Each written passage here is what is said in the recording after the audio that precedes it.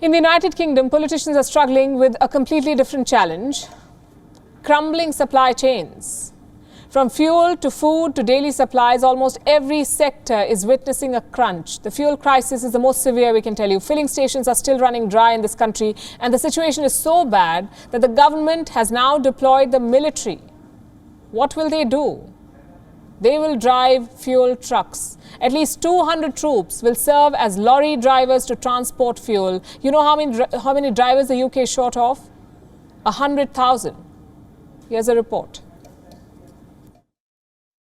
These are images from Hemel Hempstead, a small town located 39 kilometers from London. These are British military personnel preparing for their next big mission, delivering fuel to filling stations across the United Kingdom. That's right. The British Army has been deployed to ease the ongoing fuel crisis in the country. This is being called Operation Escalade. We've got enough water in there, all the caps are on, all the covers are on. A contingency plan that will see troops serve as lorry drivers and transport fuel from distribution terminals to forecourts. At least 200 military personnel are taking part in this operation. They've all been trained at a domestic logistics company. Their mission started on Monday morning with the first truck leaving for London. Over the next few weeks, they will travel the length and breadth of England and replenish depleting fuel stocks. Will the military's intervention work? Not really. According to the government's own estimates, Britain is facing a shortage of 100,000 lorry drivers. This has left 26% of filling stations in the country entirely dry. The government insists the army will be able to stabilize the situation, but Britons are not keeping their hopes too high. That's my third petrol station which I'm trying. So it's just terrible. Nothing we can do about it. We just need to wait. I think it's hopeless, the situation.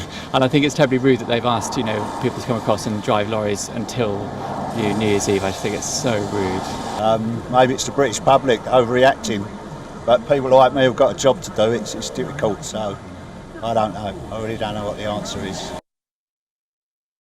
So does Britain have a plan B? Yes, it does.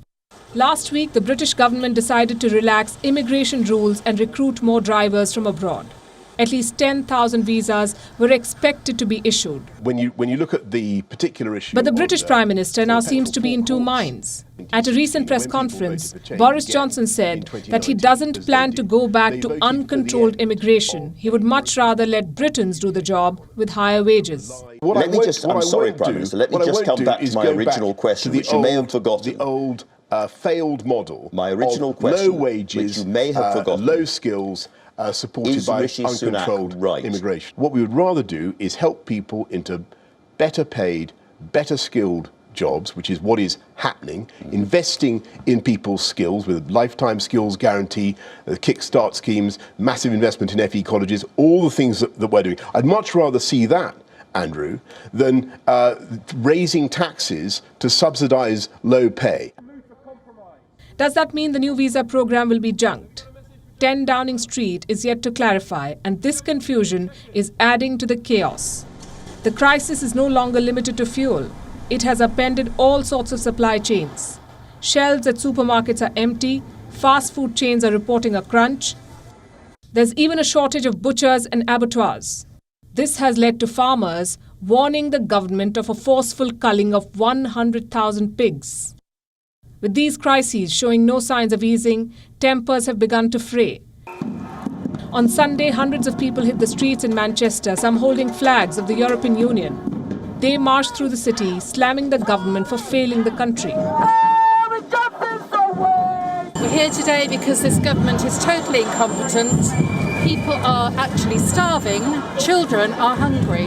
How can that be in this century? How can it be? Pressure is mounting on the British government, yet the gaps are far from being filled. Short-term fixes may help for now, but with winter coming, they may not last. You've seen me come every morning with my tax. You've seen me. Bureau Report, WION, World is One.